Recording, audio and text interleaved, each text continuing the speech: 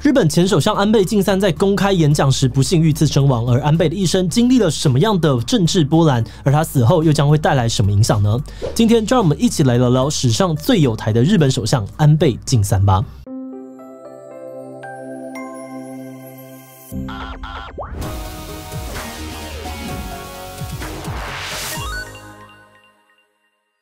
Hello， 大家好，我是志奇。上周五，日本前首相安倍晋三遭到了枪手的射杀，成为了日本在二战之后首位被刺杀身亡的首相。作为战后日本执政时间最长的领导人安倍的猝逝不仅震撼了国际社会，也对日本政治带来了巨大的冲击。曾经说过，台湾有事就是日本有事的安倍晋三，一直以来都是国际上面难得的友台派。过去，安倍曾在不少议题上面帮助过台湾像是去年凤梨滞销时协助推广台湾的凤梨，缺疫苗时协助日本政府捐赠 AZ， 或是力挺台湾加入 WHO 等等。对不少的台湾人而言呢，安倍的奏事令人难以接受。那么今天呢，我们会分成两个部分。前半部分我们会先来回顾一下安倍的政治生涯，而后半部分呢，只是会来看枪击案及后续的影响。不过按照惯例，在开始之前，先让我们进一段工商服务时间。你是钢弹迷，而且喜欢组模型吗？那你一定不能够错过已经有2000位学员课程好评满分的乔老师模型课。今年乔老师将延续严谨的课程架构与内容，推出钢普拉的进阶技法拟真旧化线上讲座，内容将分成污渍、磨损跟锈蚀3大主题，搭配乔老师的职人技法与 know how， 带你有效率的学习怎么样做出超逼真的旧化效果。8月11日前购买并输入折扣码，立刻有8折优惠，还有机会抽到钢普拉模型工具组，搭配模型课合购，最低可享7折哦！快点击下方的资讯栏连结，了解更多吧。1954年，安倍晋三在东京出生，他的家庭是日本非常有名的政治世家。安倍的外公岸信介呢，以及外叔公佐藤荣作两个人都曾经担任过日本首相，就连安倍的父亲安倍晋太郎呢，也曾经担任过日本的外务大臣。不少人认为安倍晋三天生就具备优秀的政治基因。而在耳濡目染之下呢，安倍从小就对政治产生兴趣，长大之后也追随着长辈们的脚步踏上了政治之路。他先后担任过行政助理、秘书、众议员等等职位，而在2006年，凭借着家族留下来的政治资本跟人脉，再加上自己的努力，安倍只用不到14年的时间就登上了日本政坛最高的位置，成为了战后最年轻的首相。不过，安倍这一次任期呢并不顺遂由于当时的内阁丑闻不断，再加上个人健康出现问题，安倍上任仅短短1年就黯然下台。而经过了几年的疗养，不久之后呢，安倍强势回归再度扣关首相大位，而这一次他将重新塑造日本在世界的地位。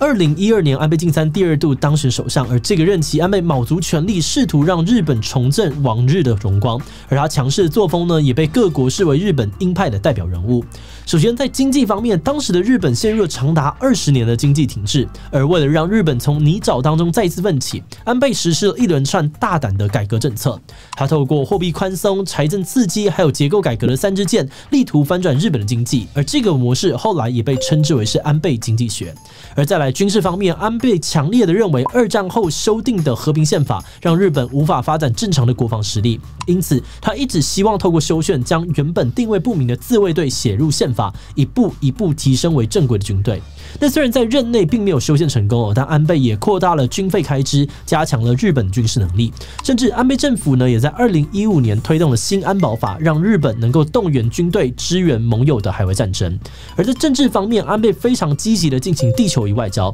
他大量的出访友邦国家，创下了历任首相出访最多国的纪录。他也带头组织了多项的国际合作，展现了让日本成为世界领袖的野心。而在亚洲，面对日益强大的中国，安倍政府则采取了非常谨慎的态度。一方面，安倍政府与中国增加合作，试图修复中日关系；但另外一方面，安倍也积极的拉拢印太国家，强化美日同盟，甚至也不避讳的透露挺台立场，想要防堵中国的势力扩张，重新塑造亚洲的地缘政治格局。外媒普遍认为安倍在任期之内大幅提升了日本的国际地位，但这些成果似乎没有反映在他的支持度上面。从2012年上台开始，安倍政府的支持度就呈现开高走低的局势，而这其中呢包含了很多的原因哦，像是安倍经济学成效不如预期，军事扩权的这个主张不受到国民的认同，还有内阁丑闻不断哦，防疫政策让人诟病等等，都是安倍失去民心的关键。再加上安倍的健康问题再度的恶化，2020年安倍黯然下台，以连续在位2822天的记录，结束了日本史上最长的首相任期。那么关于安倍下台的问题，我们之前有做过更详细的解释，大家等等也可以再回去看看。不过安倍下台之后，并没有就此销声匿迹。安倍卸任时呢，曾经告诉媒体他对于许多目标还未能实现感到十分痛苦，因此安倍卸任之后还是四处的奔走，宣扬自己的理念。而在乌俄战争爆发之后，他比以往更积极的推动修宪，要求大幅提高日本的国防能力，甚至还提出了美日核武共享的概念，希望借由美军的核子武器来保护日本。而这阵子日本进行参议院大选，他只是到处为党内的候选人助选，希望能够增加修宪派的势力。但是在他的理念还没有达成时，这一切却在今年的7月突然画下了句点。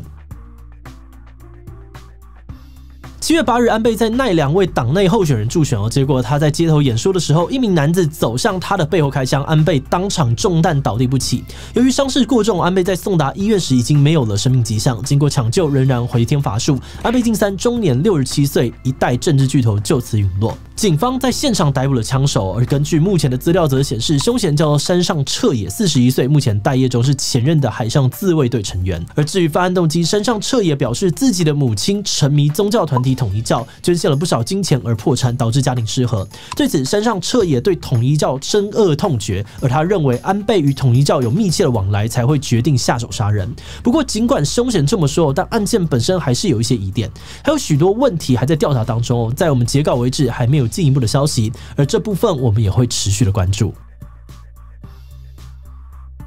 安倍晋三是日本在2战之后第一位被刺杀身亡的首相，震惊了日本各界。许多的日本民众在看到新闻之后，自发性的前往事发现场献上花束，表达哀悼之意。而致意的人数之多呢，让现场的献花台还一度不敷使用。而朝野双方一致表达悲痛强调言论自由与捍卫民主的重要性，并严厉的谴责所有伤害民主的暴力行为。而另外不少日本人则开讨论，这次的维安到底出了什么问题？为什么会让重要领袖这么容易被刺杀？有人质疑是否因为临时更换行程才导致奈良的警力没有做好准备？又有人质疑日本严格的枪支管制政策，反而让维安人员预设威胁来自于刀棍，缺乏对于枪支的防备意识，才会在事件发生时措手不及。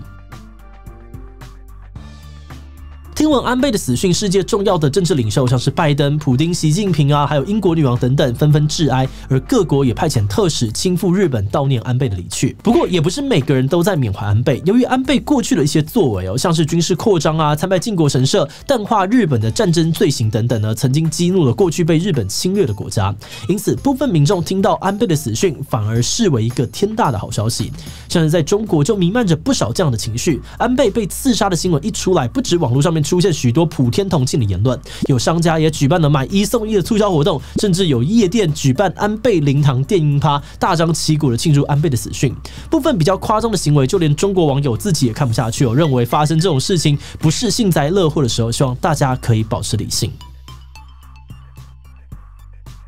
在安倍遇刺的2天之后，日本如期举办了参议院大选，而选举结果出炉，安倍所属的自民党拿下了重大胜利，自民党与公民党组成的政治联盟赢得了过半的席次，支持修宪的党派人数也成功的跨过了修宪门槛。有的专家分析安倍的死亡可能催出了不少的同情票，让这一次修宪派的势力大增。而现任的首相岸田文雄也公开宣誓，之后他将会尽一切努力完成安倍修宪的一致。但是对于这一次的选举结果，国际上面其实有一些担忧。有人认为修宪若是成功，有可能会让日本往军国主义靠拢。尤其中国、韩国有不少人批评，在历史问题上面，日本呢至今还没有对2战的所作所为进行深刻的反省跟道歉，反而是日本的右翼势力一直想要透过修宪寻求军事力量松绑。而现在安倍的遇刺事件呢，刚好被右翼拿来博取同情，加速了修宪的进度。回想在1930年代，日本也是在一系列的政治刺杀之后，开始往右翼的军国主义靠拢，最终发动了战争侵略亚洲国家。但现在似乎又有那么一点点走回老路的迹象，让周边国家多少有点不安。不过安倍的遗愿真的会达成吗？过去安倍晋三与现任的首相岸田文雄，其实在许多政策上面意见分歧，像是美日核武共享或是安倍经济学上面的议题呢，两人都曾经有过一些摩擦。而修宪派里面针对修改的细节，不同党派之间的想法也有落差。虽然目前看起来修宪的可能性是蛮高的，但是后安倍时代到底会怎么样发展，还需要观察一阵子了。一直以来，安倍都是党内最大派阀的意见领袖，他的奏事留下了巨大的权力真空，而未来的自民党未必有足够分量的人能够有能力或是有意愿继续推动安倍的改革方针。而接下来日本的发展，我们或许可以观察几个点：第一，日本是否真的会修宪，特别是自卫队的部分，会不会写入宪法扩增日本的军事实力？第二，经济政策上面，政府未来还会不会遵循安倍经济学的套路？第三，日本在亲美还有亲中的路线上面会不会有调整？日本是否会继续主导区域的国际事务？以上的3点可能是安倍离世之后大家可以特别关注的3个问题。那么视角回到台湾呢，我们观察到对于安倍的死，很多台湾人非常难过，情绪也非常的激动。我们觉得大家对于安倍的不舍，某一部分其实掺杂了我们对于台湾国际地位的担忧。毕竟，如果先撇开其他争议不谈，在没有邦交的国家之中，安倍确实是极少数愿意在国际场合提到台湾、支持台湾的外国元首。而在安倍骤然离世之后，短时间内台日之间可能也很难再出现如此有台的政治人物了，